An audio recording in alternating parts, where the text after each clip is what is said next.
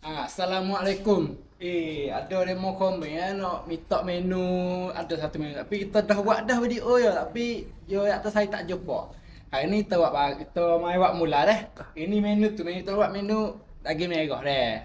Cara lagu mana tu kita mai tengok sekali dah. Mula-mula kali kita bubuh minyak masuk dulu. Bubuh minyak masuk dah. Lepas tu kopi. Kita tunggu berapa lagi minyak panas molek tu dah bagi kita pun bagai kita. Ni bagai kita bakar ni dah. Tulis. Bagi kita bagai kita bakar mesti ni ya. Bagai kita bakar dah gopo tu mai tengok dia. Mula kita nak buh dah. Ni. Bawang putih, bawang besar, daging kita nak bakar dia.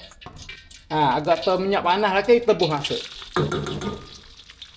Kita goreng daging ni masak tu dah. Dah kata garing sikit.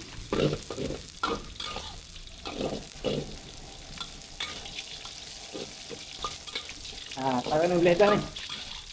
Agak tu boleh dah kita buat minyak sikit ya.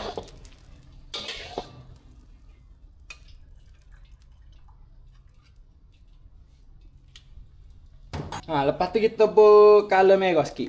Kalau pi ada air labu, buat air labu tak apa. Sekarang ni ada dah.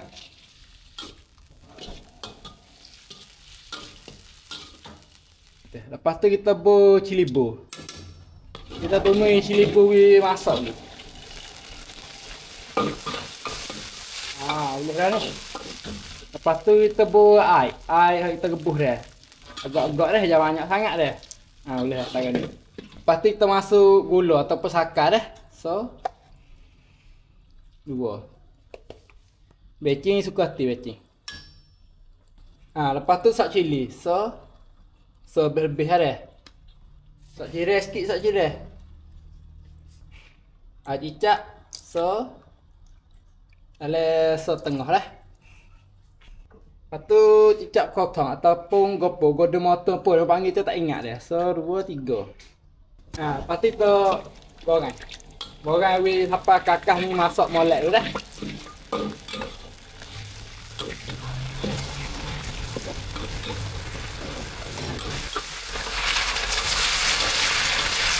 Boleh dah. Lepas tu kita masuk ni. Kapura daun keleng, cili merah dengan tu masuk.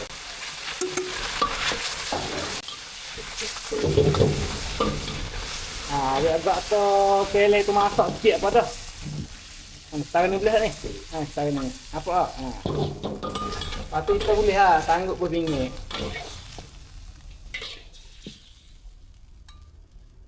Jauh sikit. Ni dah.